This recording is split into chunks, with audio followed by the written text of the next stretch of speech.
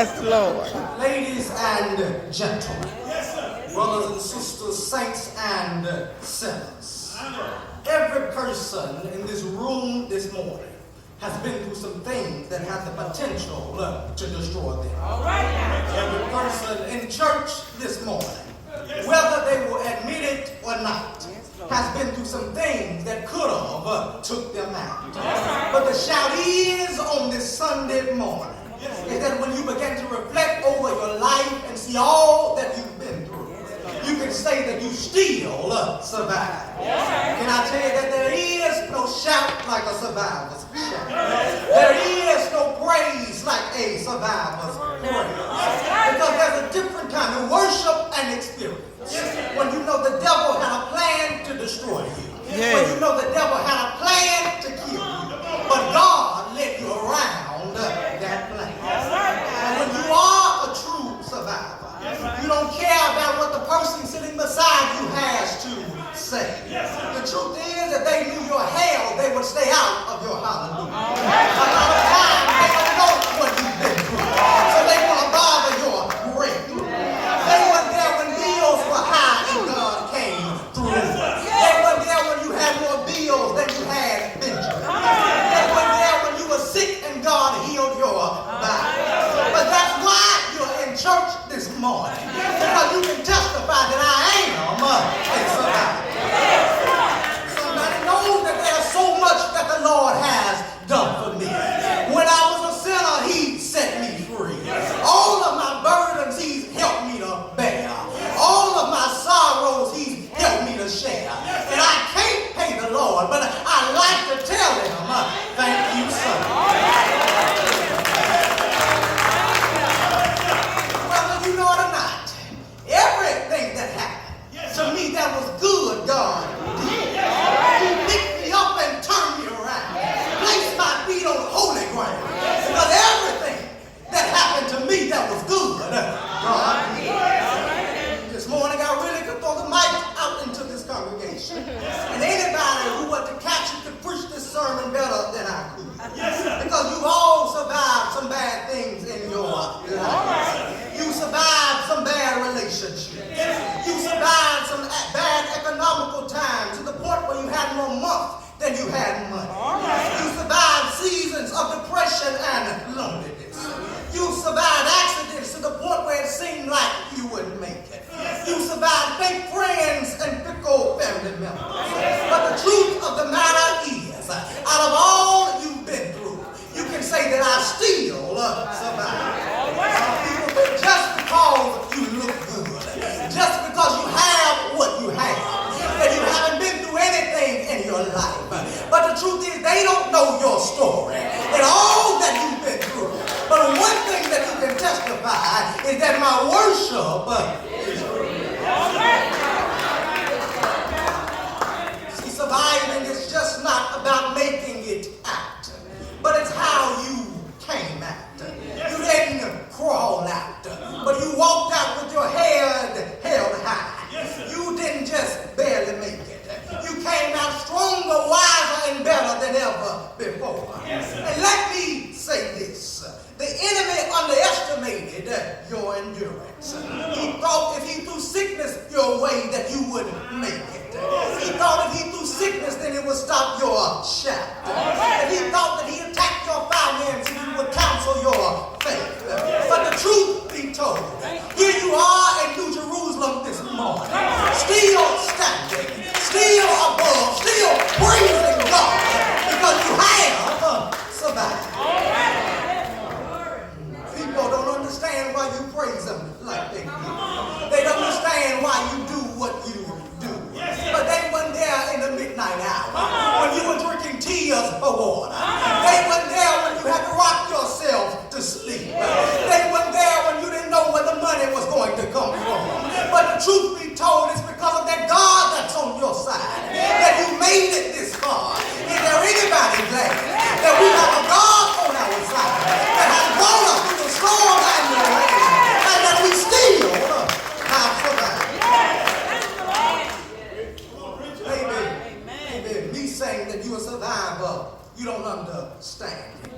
But it was the group Destiny's Child sanctified right now. You know who I'm talking about. It was the new Destiny's Child who said, I am a survivor. They said, now that you're out my life, I'm better.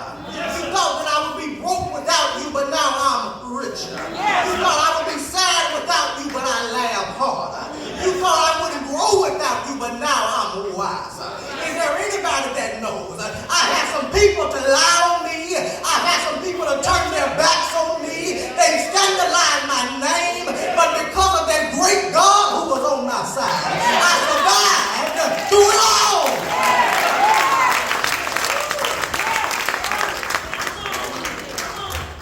This morning I really don't have time to flirt with you, but I'd like to use my Christian friends into this divine curriculum of a text that we've been placed in this morning. Yes, sir. You all know the story of the children of Israel. Yes, sir. You already know how God lifted a leader by the name of Moses. Yes, sir. You already know that the children of Israel have been through some tough times. Yes, sir. They've been in slavery under a man by the name of Pharaoh. Yes, sir. God raised up this leader by the name of Moses. Yes, sir. I think it's worth highlighting that Moses was not a perfect man, but still God raised him up. Moses was a known murderer and a fugitive, but still God raised him up. Moses had so many issues to the point where he couldn't even talk that good. He stuttered so bad someone had to interpret his words and speak on his behalf. But yet God still raised him up. When we look at this brother by the name of Moses, we see that Moses is not qualified to be used by God. But I like it because it is a clear message that God does not call the qualified, but he qualifies who he calls.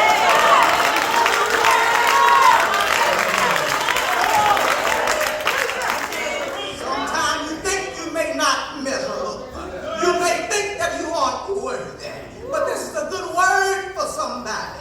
You may be thinking you have too many issues to be used by God. But can I tell you that God will never use you because of, but God will use you in spite of. A lot of times that's why people are jealous of you. That's why they talk about you so much. Because they wonder, how do you have so many issues? How do you have so many problems? How do you have a dark past and still it's being used by God? They wonder why you have what you have, why you drive what you drive, why you have what you have. Is there anybody that's glad that God is using me? When you really think about it, everybody God used had some type of issue. For example, Moses was a murderer. Abraham was a liar. Jeremiah was a crybaby. Gideon was a coward. David loved women and his son loved them even more. But my point is that God will use you. All you have to do is to be available to be used by God. When we see this brother by the name of Moses, he was not a perfect man. We look at Moses who has some issues, but yet he's still available to be called by God. God called Moses to a burning bush. He told Moses, take off your shoes. He said, the ground that you stand on is holy ground. In other words, I'm getting ready to use you. But before I use you, you have to take some stuff off. And I'll stop trying to tell you, we as Black Baptists, sometimes we got to learn to stop putting on our fake and phony. We got to learn how to stop looking so sanctimonious. But when we come to God, we got to learn how to let it all hang out. He told Moses, I want you to take off your shoes. I want you to go down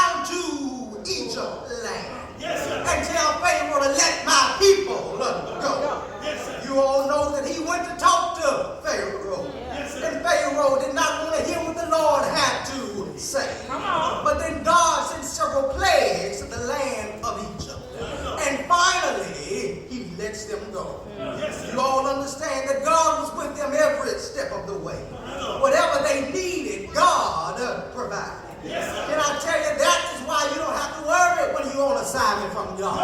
Because whatever you need, the Lord will provide. As long as you got God on your side, don't worry about what's going to happen. He'll take care of his own. When they got thirsty, God gave them water from a rock. When they got hungry, God gave them meat and bread from heaven. And when they got down to the Red Sea, they didn't have enough boats for everybody to cross. But God said it was not his problem. He told Moses, grab your rod. You all know that Moses grabbed his rod. And the rod grabbed grace. And grace grabbed mercy. And mercy grabbed the Father. And the Father grabbed the Son. The Son grabbed the Spirit. The Spirit grabbed the wind. And the wind grabbed the waves. And they stood up on both sides. So the children walked upon the land. This text says, when we get to Exodus 14, that the children looked behind them. And there was all of their enemies. The Bible said that they were terrified. They said to Moses, Moses, what's up with this? They said there must not have been enough graves in Egypt. So you brought us to the wilderness to die. We would have been better off staying as slaves in Egypt. Where we were, it was bad. But we still would have been alive. We don't understand why you would lead us all the way out here and you can lead us in. And I tell you that sometimes it feels like God is leading you out of one thing in your life. And you all know where he's leading you in. Christian friends, the most debilitating fear to face in your life is the fear of the unknown. A lot of times we can deal with anything when we know what we are truly dealing with. But it's a different kind of fear. It's a different kind of tragedy when you don't know what's happening next in your life. It's rough when you don't know which way you're going to turn. It's bad when you don't know how things are going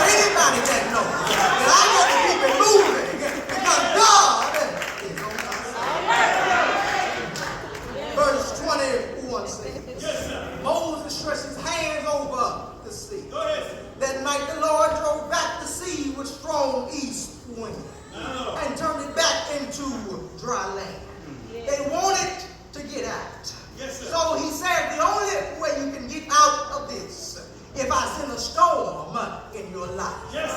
You've been wondering why you had so much pain in your body. You've been wondering why ends won't meet. But the only way you can make it to the next level in your life, if God sends some storms in your way. Sometimes you understand that bad days aren't always the devil. We love to try to say the enemy has brought this on my life. But sometimes that's God advancing you for what is next. I don't know who I'm preaching to this morning. But I stopped by to tell you, stand still and just watch God. I know you can't see your way, but stand still and watch God. I know the bills are overpowering, but stand still and watch God. I know you don't know how things are going to come to be, but stand still and watch God. You must understand that these children of Israel did not understand why they were in a storm. They did not understand that in order for them to head to their promise, they had to go through some storms and the rain. Can I tell you that God will use a storm to drown out everything that's not assigned into your destiny? I'm not telling you that you won't have some storms in your life. I'm not telling you that you won't make it. But after all of your storms and your rains, you got to testify that I still survive. My brothers and my sisters, as I get ready to bid you farewell this morning, there ought to be somebody here today that can testify that millions didn't make it. But I was one of the ones that did. There ought to be somebody here that can testify. I've had some hard times in my life. There's been times when I wouldn't see my way. But God still made a way. Y'all don't help me right here. God still made a way. Do you know it picked you up and turned you around? Place your feet on solid ground. Do you know that you still survive? Can I tell you how I survived?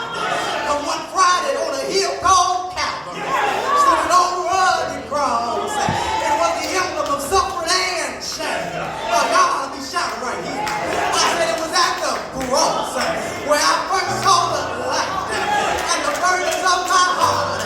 They rolled away. It was at the cross when they hung him high.